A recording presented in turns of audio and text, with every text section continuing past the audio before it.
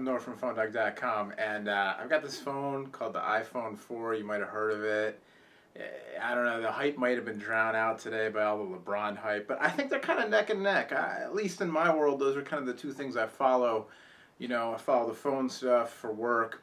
I follow the NBA stuff for fun, the sports stuff in general. And that's not all I follow, but you know what I mean, hype-wise. And I think they're neck and neck. iPhone 4 isn't any good. LeBron, where's he going, you know? So, first day of free agency, I figured I'll give you my review of the iPhone 4. Special thanks to the folks at Best Buy Mobile. I actually went and bought this iPhone 4 at the Best Buy Mobile in San Rafael, California. And you guys know we do things with them. You know, they provide review phones and give away phones for the One Paw Bandit in exchange for promotional considerations. You know, us doing these little spots. But I actually went. I didn't get a review loaner for the iPhone, so I had to go buy one. And I was fortunate enough to get a pre-sale order in at Best Buy. Picked it up there. The folks were great. They had me activated and out the door in minutes, literally.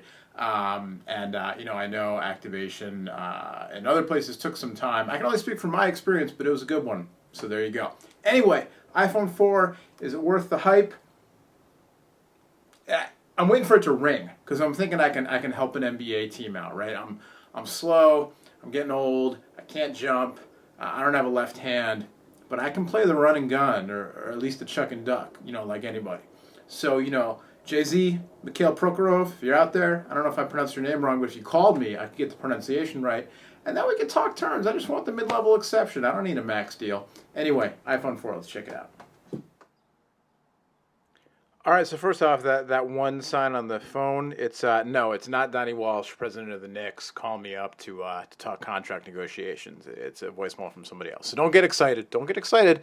But if the phone rings during the review, I'm going to have to get it. So here's what I can tell you. I've had the phone for a week, and it's better than I thought it was going to be in a lot of ways, frankly. The screen in particular. This whole Retina display, all the hype, you know, the marketing spiel, whatever. And I got to see it at the launch event at the WWDC keynote in San Francisco, you know, not all that long ago. And there was a hands-on press room afterwards. You might have seen the video that I did.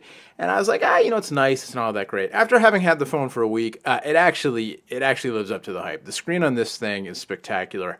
It's 3.5 inches. So, you know, it's not as large as some of the 4-inch plus screens, the Galaxy S, the Evo, the Droid X, the Dell phones that are coming out, or the Dell Streak, the tablet.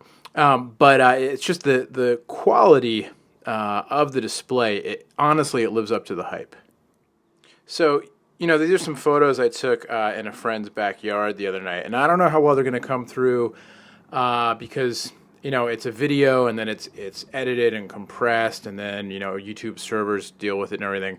But really just the quality has just been great. Yeah, it's just, you know, everything from text and icons looking smoother to, I really notice it on photos and video. If it's a good quality photo, and that includes photos taken with the iPhone 4, which I'll get to in a minute, then it you know, it really shows off to me the you know, the display. And again, with icons, you can kind of tell companies that haven't updated their icons yet versus those who have. You know, the Apple icons like settings and remote and Safari and all those, you know, I just have this smoothness about them where some of the other icons don't quite have it just yet. So the display definitely lives up to the hype for me. I have not had any of the issues with the yellow spots, yellow banding on my phone, but I know some people have complained about them. As a phone, and we'll talk about, you know, not to dwell on complaints, but to kind of go through these things because there have been a bunch of reported issues with this device. And, you know, there have been bugs lately with lots of devices. The Evo screen separation thing, but that, as far as I found out, only turned out to be a very small handful of units. And, you know, battery life issues with some of the Android phones and whatnot. The Nexus 1 issues that got me upset a while ago. But when you sell, you know, 600,000 phones on pre-order, and last estimate I heard was like 1.5 or 1.7 million in the first batch, you know, when there are complaints, you're going to hear about them a lot. And so one of the other complaints is the so-called death grip issue, where basically the deal is that people are reporting that when you hold the phone so that you cover up this little area, this little gap between the two parts of the antenna band on the outside of the phone, which is a pretty common thing to do. If you hold your phone, left-handed and you do that, you're covering it up right there. People are reporting that their signal strength drops out. And I've been able to replicate it. It takes a little time for it to happen, but we'll leave it there. We'll see if it happens now or not. Now, I have not had... What's interesting is that the first thing I noticed after making a call on the iPhone 4 is that the sound quality was markedly better than the previous generation iPhone. And because I have to buy the iPhone and we don't get a review unit ahead of time, Apple offered us one, but they couldn't say when we would get it. And we know you want to see it right away, so we had to get one on launch day. So you can see the bars are dropping now.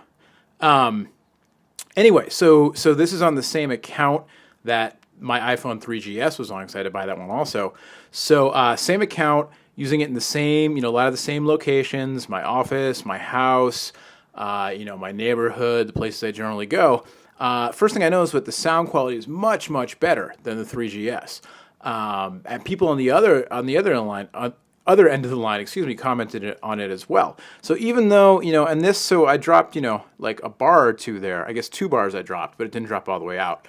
But I have noticed from time to time, I'll have no bars where I did have bars, that kind of thing. But I have not had a call drop out on me, which is the most important thing. So, that whole issue does seem to be real.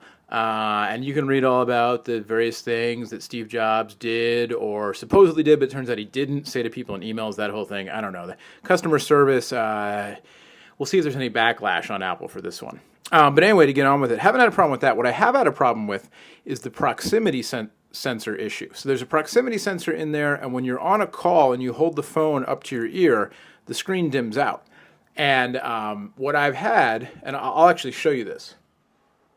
So what happened to me the first time that I had the proximity sensor issue is that I was actually talking on the phone while I was making dinner. And so, I was doing stuff one-handed and I needed both hands free. So I cradled the phone like that, which, is a hard thing to do with a cell phone. People do it all the time. And all of a sudden, it went into speakerphone mode. And so I, looked at it, I was like, oh, that's, the screen's on, that's funny. I turned speakerphone off, put it back on, started talking, and like a minute later, right after I kind of shifted my arm, the call cut out. And this happened 2 more times on the same call, the same poor friend of mine. Dude, I'm sorry. And it went on to speakerphone again, and then it dropped out again. And then I was like, yeah, it takes me a little while. I'm kind of slow. But I was like, something's up with the proximity sensor. So the very next day, I noticed on PhoneDog and some of the other blogs, people were reporting issues. And there was a thread in the Apple support forums, pages long. And apparently the problem is that the proximity sensor, something's up with it, where it's more sensitive than it should be, is what it seems like. And so it's supposed to turn the screen off when you get close to something like your face, so you don't accidentally hang up on somebody with your cheek. But what's happening is that it's kind of twitchy, and so if it just moves a little bit, the screen pops back to life, and that's what caused me to basically cheek hang up. Is there a word for that? Hang cheek up? I don't know. It caused me to hang up and mute and speakerphone and all that stuff with my face. It's a real issue. It's really annoying. So the other thing that people are talking a lot about with this phone is the industrial design. This is the first real big redesign of the actual industrial design, the form factor of the iPhone line. Kind of more gradual changes between the original and the 3G, changing the metal back for the plastic, and then the 3G to 3GS, not very much difference at all. With this phone, you still got the touchscreen, you still got the single button on the front, but now, of course, you got the front-facing camera, but both the back and the front are glass. You can see how reflective it is. I got my light on here for the video, and very reflective. Then you've got obviously your camera with flash, which there was no flash on the previous models. And then instead of it, instead of it being plastic on the back, it's glass. And then you've also got the metal band on the outside that's causing so much consternation about the antenna. And so the result with the form factor is that the device is thinner.